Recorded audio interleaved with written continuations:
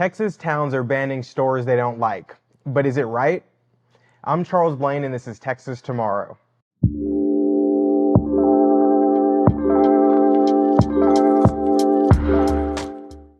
In recent years, towns have taken to banning stores that they don't believe fit well with the makeup of their community. But we're not talking about stores or places that promote illicit or even necessarily immoral behavior. We're talking about places that certain elected officials, on a whim, decide don't fit within the fabric of the community. Like dollar stores, for instance. So yes, those dollar stores. We're talking Family Dollar, Dollar General, Dollar Tree, places like that. So in recent years, there's been a movement among cities across the country, but also in Texas, to ban these type of stores because people feel that they're the wrong type of development in their community. Opponents say they bring crime and traffic congestion and impact existing businesses. But what existing businesses? Grocery stores. Those are usually the main drivers. With a smaller footprint and a lower cost, these dollar stores can compete with their bigger counterparts. And so, those counterparts lean on local elected officials to pass regulations that prohibit these dollar stores from opening in their areas. They regulate how many can open in a certain radius, or they pass permitting as a tool to stop them. And for instance, Fate, Texas, a town of about 20,000 in Rockwall County, passed an ordinance requiring them to get a special use permit, and its approval depends on how many of these other stores and what they sell and what impact they have on grocery stores in a general area. Fort Worth, in another instance, prohibits new ones from opening up within 2 miles of an existing one.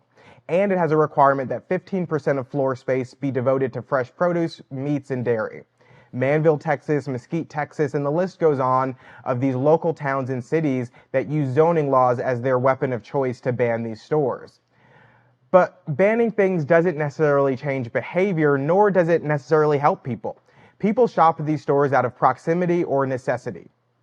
Proximity. Many communities don't have access to a grocery store. So a kid walking to school may not be able to drop into a Kroger or an H-E-B and buy something, but they might pass a dollar store on their way or on their way home and be able to grab something for school. And necessity. People might not have the resources or be able to afford shopping at one of these other stores, and so removing them from their community doesn't necessarily increase their disposable income. It just removes whatever option that they had that they were able to afford. If the market demands grocery stores will find a way to have a presence. If the market demands otherwise, we should allow that to happen. But too often our local elected officials choose to insert themselves into the process, artificially interrupt the market, and to try to produce a societal outcome that they deem as best. In a similar sense, we're seeing this happen in the city of Sugar Land, Texas, with tobacco-related shops. Sugar Land recently passed an ordinance that would prohibit new cigar lounges and vape shops and hookah lounges from opening. They said they don't want this type of business in their community.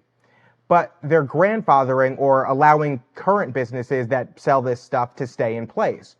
So even though they're stopping new ones, they're allowing current ones to stay there, and all that's going to do is allow the ones who currently own these places to sell their permits to people who are the highest bidder.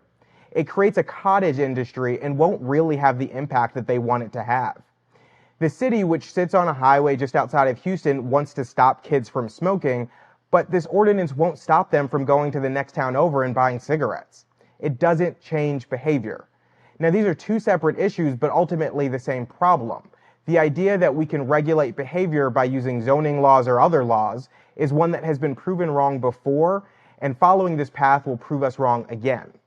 Watch your city council. It's not specific to these two industries, and it's not specific to these towns. These blanket bans on unwanted businesses are happening all over, all of the time.